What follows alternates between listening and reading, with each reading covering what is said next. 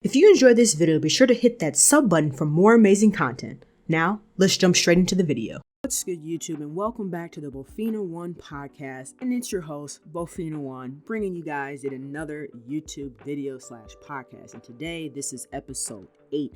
So, it's been about almost 2 weeks or so since this will probably go up. Last week, I had a lot going on. We'll talk about that, later in the podcast, but right now, we're just gonna get to the topics.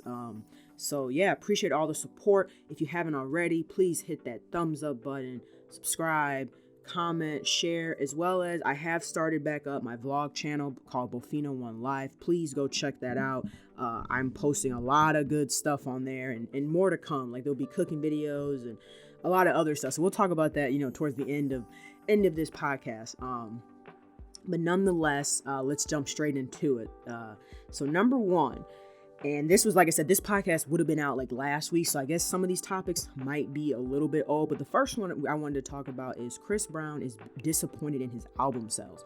So his new album came out. He's currently on tour. And, he was a little disappointed. It sounded like it. Like he had made a post on like Instagram talking about how, people don't support. They pretty much, he's always has said this, that people support him when it's like a negative narrative, meaning it's something that is not good, like the stuff that happened with Rihanna, stuff that happened with his ex Karuchi, or things that happen in the public eye, or it's always like negative things that's what the tabloids like to talk about more. But when it comes to his actual like music and albums, people don't talk as much about it, and that's kind of always been his career, in my opinion. I've always kind of felt like that's been something that he struggled with, because ever since that incident when him and Rihanna, he beat Rihanna, I feel like people have always kind of looked at him as like the bad guy.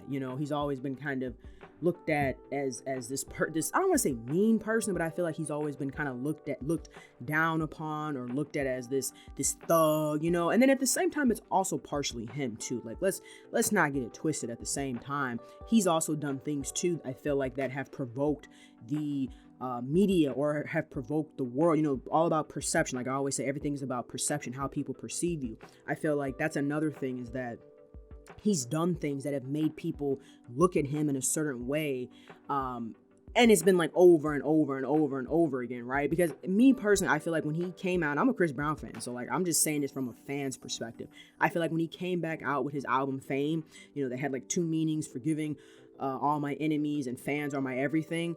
I feel like that was like his way, like, okay, I think people had kind of got over the situation, but then he continuously kept doing things over and over and over again that made people, I would say, I think it made people feel differently about him as time went on. But that's just my personal opinion. But in terms of, I feel like also he's saying his album sales are disappointed. I feel like we also live in a different era, like a different just time frame now, right? Where albums are not really a big thing.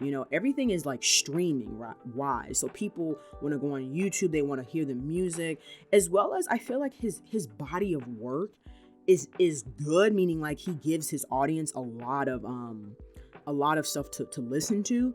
But I also feel like nowadays, with the way the world is and the way people's attention span is so short, I feel like he needs to stick to like a 10 or 12 album track list, because I feel like when people see like, oh, you got 20 something tracks on a song, right, that like people get overwhelmed and they're like, I'm not going to listen to this whole thing. I mean, I'm gonna be honest with you, I wouldn't listen to someone's album, even if it was my favorite artist, if they had 20, 30, 40 songs, because it's too much. Like I know he did that on, was it Heartbreak on a Full Moon? He had a whole bunch of songs, and it kind of worked out for him because he had so many songs. He was able to like categorize it in a certain way, and etc. But the way that the world is now, people's attention span is so short because there's so much content out there, right? There's so many other people that are in the same genre that are doing the same thing. So I feel like nowadays, I just feel like nowadays, like albums are not as big. I feel like single sales, and Chris Brown's always been really good when it comes to single sales, meaning like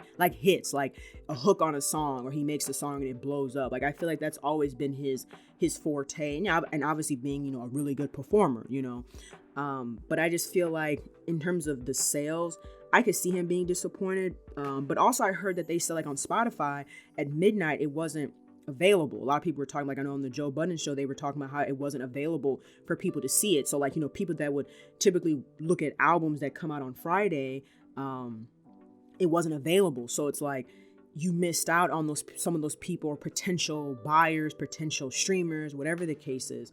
So I just feel like it's a mixture of promotion. I feel like it wasn't really promoted as much, but I also feel like it's a mixture of, it's just people just don't buy albums no more. I just feel like I mean, think about it. Even like the car you have. When is the last time you put a CD in your CD? Like the last album I put in was a Chris Brown album, his Indigo album. I remember I put that in, I played it all the way through. But I'm saying, like, besides that, when was the last time you probably put a CD in your car? 9 times out of 10, you probably use your aux cord, or you connect your phone, like if it has Bluetooth connectivity, and you play your music that way, you know? So I just feel like nowadays people are just not really into, I just feel like people just are not really into albums like that no more. But that's just my opinion, just due to the consumer and the microwave effect of people are able to get everything that they want right now. So why am I going to listen to a 26 track song, 26 track album, you know? I'd rather listen maybe 10 or 12, and even 10 or 12 could consider it to be long. But like I said, that's just my opinion. I did hear quite a few of the songs on the album. I thought it was a good album. It's just, I think that the length of it probably was a little too long for the average consumer. That's just my opinion.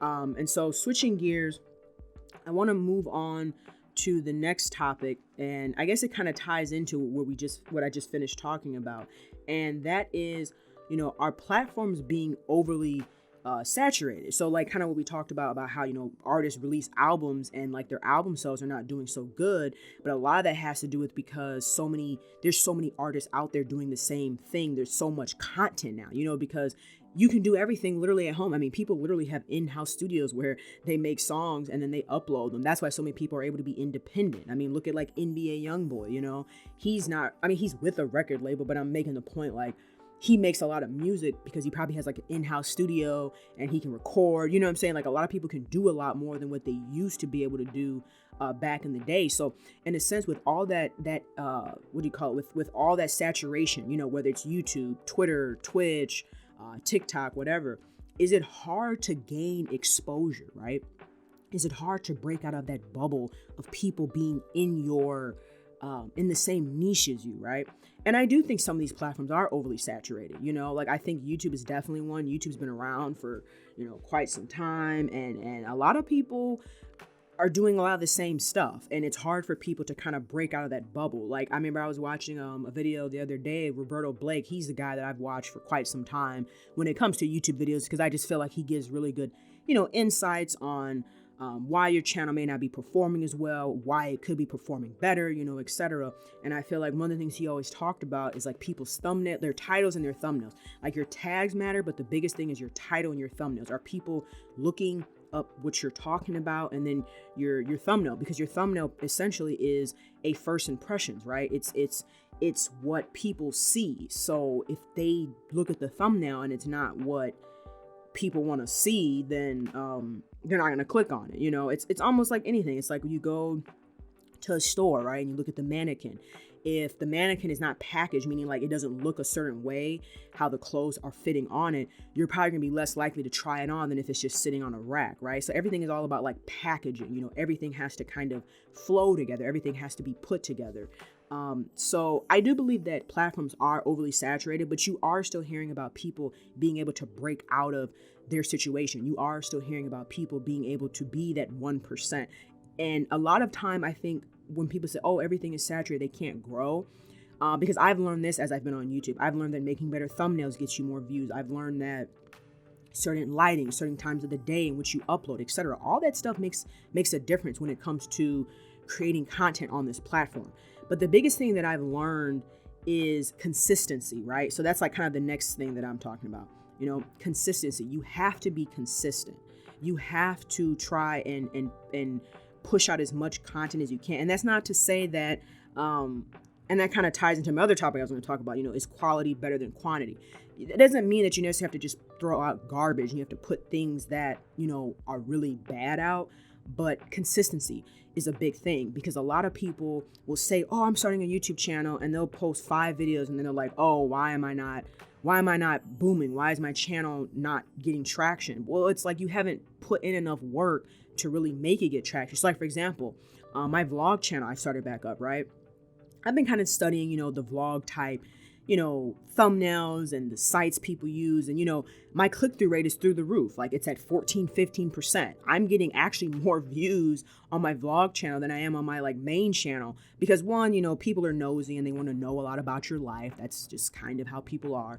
And at the same time, I've done so many videos where I'm able to understand now what people are looking for, what people look for when they're looking for certain types of videos, what type of thumbnails they're looking for, what type of lighting, right? I'm not saying I'm by no means an expert. I'm definitely not saying that, but I'm making the point that because I've done over 1,000 videos on my other channel, now I can start a new channel and be like, okay, I kind of know what I need to do on this channel. I know how to get more viewers on here. So it's all part of a process. And that's what I feel like people say about, I know Roberto Blake would always say, make your first 100 crappy videos. And like he always would say, that doesn't mean that your first 100 videos are necessarily garbage and that, they don't, and that they have no value, meaning that as you edit, as you record, as you do certain things, you start to realize, ooh, I need to do this. Ooh, I need to do that. Ooh, I need to do this. This will be captivating to the audience. Oh, they probably won't like this. You kind of start to get a sense of what it is that people like. And so now that I've started back up my podcast channel and my vlog channel, I kind of have a sense of what it is that people want to look at, what it is that people find interesting on the internet, and what it is that people want to look like. Overall, what is the market wanting? And that comes from practice. Because like I said, if I look at some of my other videos, the quality was bad, meaning what you saw was bad. The audio was bad. The thumbnails were you could barely even see the words, and it's weird because even back then, I used to get more views on some of my videos than I do now. But that also comes back to what we said, being overly saturated. 6 years ago, a lot of people weren't really doing YouTube like that because YouTube had honestly just became monetized, meaning that you were just able to start making money for the content that you posted. But now that people know, okay, ooh, I can get with AdSense and I can make money on this platform, now people are more likely to be like, okay, let me start YouTube. And see, that's another thing too, is that I think a lot of people tend to start YouTube for all the wrong reasons. They started because they feel like, oh, it's something that'll make me money, but they don't realize how much work it goes into. Some of these YouTubers that you hear about that are popping now, some of them will tell you it took them 5 to 10 years before they finally got to a point. Some of them had started one genre and that genre didn't work out. For example, maybe they started gaming, or maybe they did vlogging, or commentary, whatever. They did all these different things, and then they realized this is not for me. They realized that this was not going to work. It just wasn't their niche, and maybe it's something that they like, but it wasn't what they were necessarily good at. Those are two different things. Something that you like and something that you're good at sometimes can be two different things. So for me, I realized okay, gaming commentary and all that stuff is great, but a lot of time you have to upload every single day, multiple times a week. And that to me was taxing on me, because it's okay, yeah, I like uploading, I like putting out commentary, but I don't necessarily want to upload every single day of the week. I don't always want to have to be finding something on the news to talk about. Where my podcast, what I'm doing now, I write down a couple topics and then I just freeform. I mean, all this is I'm just literally look at a topic that I wrote down, and then I'm just going off the top of my head. I'm just freeforming all this information as I'm going. It's like me having a conversation with a friend or something. And it's more relaxing because I only upload once a week. At some point, I'd like to get to twice a week, but for right now, I'm uploading once a week, right? And it's actually better because one, the videos are longer. So when people watch them, the watch time is longer. So then therefore YouTube, we all know about YouTube and that watch time, they're pushing it out to the audience. And then I've made my thumbnails way better than what they used to be. So guess what? Your thumbnails are better, your videos are longer, more people are watching your videos longer, and then your thumbnails are better, so your click-through rate is better. YouTube's going to push, they're going to push your stuff out there. And then that's the other thing about uploading every single day, which leads to my next topic, is quality better than quantity? Meaning that, is it better sometimes to upload less, but the quality's higher, or is it better to upload more, but the quality's And see, and that was my thing with my commentary channel, is that I started to get to a point where I felt the quality was bad. I wasn't able, certain things I wanted to do, right? At some point, with this podcast, what I like to do is, get my camera set up. And that's what I plan to do with the next topic, because I just got a new apartment. So new apartment alert. Oh, woo, that's on my Bofina1 channel if you want to kind of hear about like why I decided to get one, what I'm getting. And I'm kind of going to like take you guys along with like, shopping and try to like, first like meal in the place and, etc. But anyway, I kind of got to a point where I started to realize that I think I was putting out like bad quality content. I was just throwing anything out there. And what I want to do, like I want to do with this channel, is at some point, I would like to be able to upload content, upload the videos like the podcast, but also be able to show my face so you guys get that like interaction. So I want to be able to set up the room, where it looks pleasingly, what they call aesthetic, meaning like the lighting's good, all that stuff. And so that's to come, right? That's the plan moving forward. And so that's why I always say that, it kind of really depends on your channel. Cause like a podcast, people upload podcasts usually weekly, maybe twice a week. But if it's the quality is higher, meaning the topics you're talking about, and it's getting people to listen to you and it's getting people to listen to your podcast longer, right? YouTube's going to push that out. And if you're able to put it on like Apple Podcasts and like Spotify, well, Spotify is more so music, like Anchor and, all these other platforms, you can gain more of an audience by putting out a quality podcast once a week that will get sponsors, all that stuff, versus sometimes uploading every single day. Like I feel like the people that upload every day are like probably like vloggers and probably like commentators. And commentary also is like a dying type of genre now too, because you're always hunting for the next thing. And that's kind of what I realized too with that, is that people come to you for the news, not so much you. And see, I feel like I want people to come to my channel because they want to hear what I have to say. So like my podcast, they want to hear what I have to say about these topics.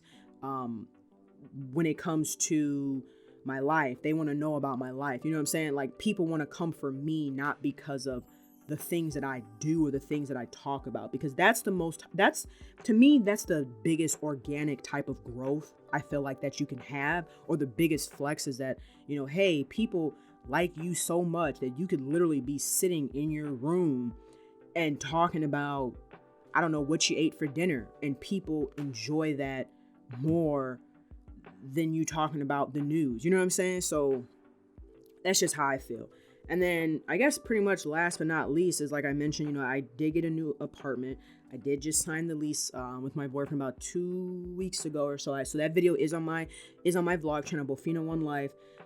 There's actually 2 videos on there because I got a basement unit, or what they call a garden unit. So I explain my thought process. Why did I get a garden unit? Because some people have like, stipulations with basement apartments, and I know like a lot of them are hella illegal, super illegal. And so some of the things, to look out for, I put on there that I was like, when I started doing my research, and then just like the overall cost and what made sense overall. So yeah, I did get a new apartment. I'm 26, so I decided to get one with my boyfriend. We had been dating for quite some time, but we never essentially lived together. And if anyone that's been out looking at apartments, I mean, you see these people are literally charging like for 1 bed, 2 beds, like at least where I live, like a 1 bed is going for like $1,200. 2 beds are like $1,400, $1,500. Plus they're also charging you all utilities pretty much except water. So, if you're splitting, like, let's say you get a 2 bed, it's $1,400. Okay. So for 2 people, that's like $700 a piece. Plus you got to think about, okay, you got to pay for electricity. You got to pay for gas. You got to pay for heat. Then you got to pay for your internet, you got to pay for food, so it's like you have to think about all these different things. Where this place is in my neighborhood, it's modern as hell, like it's so modern. It's $1,150 a month, so that's $575 a person, so, and it gives a chance to see like, okay, are you and this person essentially gonna work out? I mean, that's really what it is. And if it doesn't work out, it's like, okay, I give you the rent for the rest of the year, but like I don't have to try to come up with utility bills either that I'm not using, so it kind of saves both parties if you ask me, in my opinion. But that video is on my Bofina1 Life channel. So that's Bofina1 Life channel. That's like my vlog channel. That's where I'll be putting like, different things and about my life. And like I said, I'll probably be like recording on my phone, taking you guys along with, posting, like me shopping and, stuff like that. So different vlog type things. Cause I think it'll be kind of exciting, to post that stuff. And like I said, just taking you guys along the journey with me. And just like, yeah, I think it'd just be kind of cool. So yeah, I mean, that'll probably end this podcast here for today. I know it was a little bit shorter. Yeah, we're coming at about 20 minutes, maybe 5 minutes or so shorter than some of my other ones. But nonetheless, I don't really care. Like I said, there wasn't a whole lot to talk about, but I know I also missed last week's podcast, and I wanted to post, to kind of keep it going. Like I said, I don't want to lose the momentum. I feel like, this channel is growing. It's growing like my other channels, and it's growing organically. I feel like my other channel, the Bofina1 channel, I was in a lot of chats with people that, would say, oh, sub for sub. And, I didn't know no better, a lot of stuff like that. So I feel like I have a lot of dead subs on that channel too. And I feel like these channels are actually outperforming my other channel, and I have less subscribers. Like my Bofina1 podcast, every video that I've posted has like over 10 views. I only got 6 subs. My Bofina1 live channel, since I started posting, I've gotten like 15, almost 20 views, and I got 25 subs. You know what I'm saying? So it's better to have that more organic growth, and the people that are subbing to you are actually watching you for you, than to have what they call like fake support, meaning people that really aren't going to watch your content. And if anything, that just kind of hurts your channel more. But let me know you guys' thoughts about this podcast and the things that I talked about down below in the comment section. If you enjoyed this video, please hit that thumbs up, share, like, comment, subscribe, all that good stuff. Share it, because like I said, the more people hear this podcast, the bigger we grow, and the more publicity, we can get. So then that means the more stuff that I can probably really start to do. So yeah, if you guys enjoyed the video, hit that thumbs up. And yeah, I will catch you guys in the next podcast. Peace.